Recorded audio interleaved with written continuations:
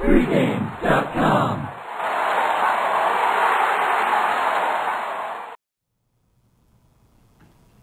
NBA playoff preview, the Atlanta Hawks versus the Boston Celtics, He's Vegas runner. I'm Marco D'Angelo. We're taping on Thursday, which is the final day of the regular season. We know Atlanta and Boston's going to be playing one another, but depending on what happens tonight, we don't know who is actually going to have home court for this series, so that's still up for grabs.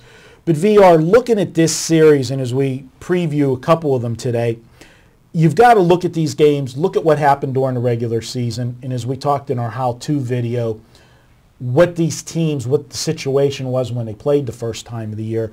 Boston took 2 out of 3 during the regular season. A couple of the games, there was bad scheduling spots involved, and I'll bring those up. But going into the playoffs, Boston's the name. Boston's the team that had the nice run, because if you think back to the season started at Christmas, think back to the middle of January, late January, people were talking about the Celtic team like, rest in peace. Yeah, they're done. They're finished. This team's too old, everything else. And then all of a sudden, they went on a tear that, they were winning everything, and they played a schedule that was insane. They had a stretch there at the end in April. They played 11 games in 15 days. 11 games in 15 days. For an older club. And all 11 games were in different cities. They never played like back-to-back home games. They were either at home, then on the road the next night, or on a road trip. Horrible scheduling spot, and yet this team kept winning.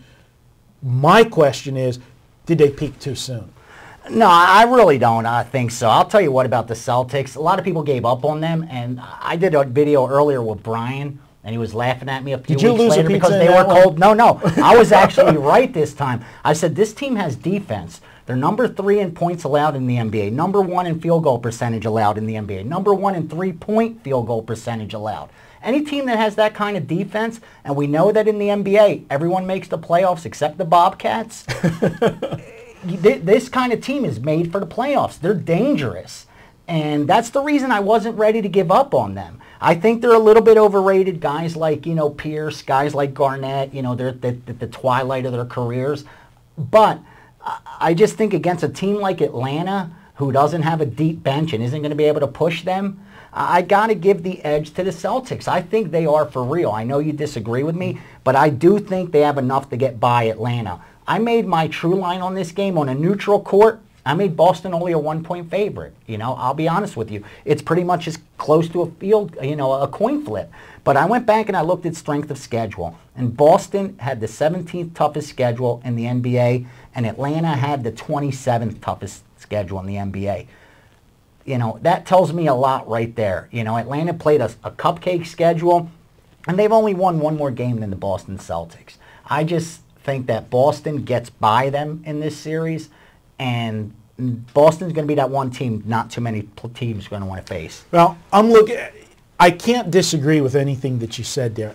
I just think that stretch they had, in the fact that until the last 10 days of the season, Doc Rivers was going full throttle with the Celtics, where other coaches were going different ways. And, to throw a horse racing reference, you don't want your horse peaking right. in April. 2 weeks before the Derby. Yeah, you want him peaking for the first Saturday in May.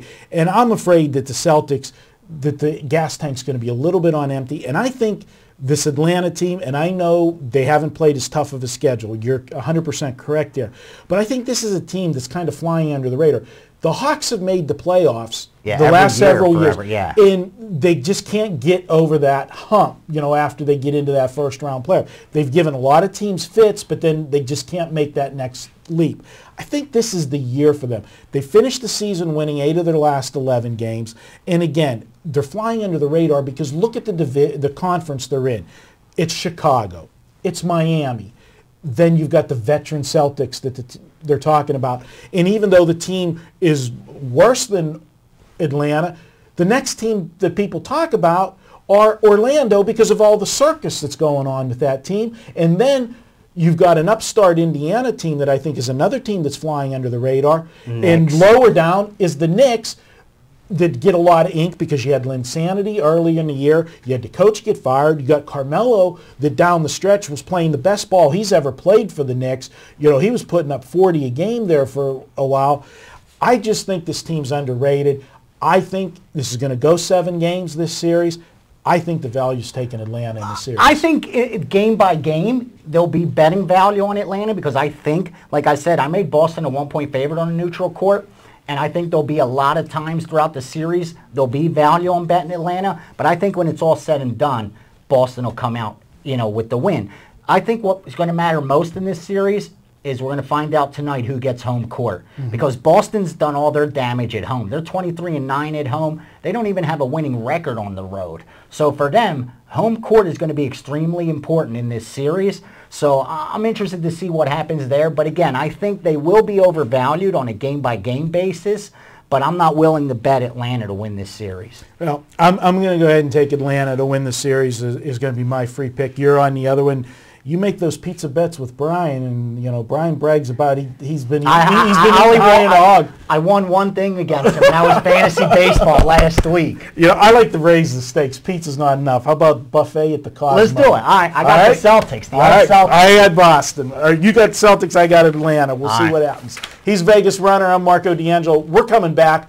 Memphis and the Clippers. That's going to be an interesting series. That's up next.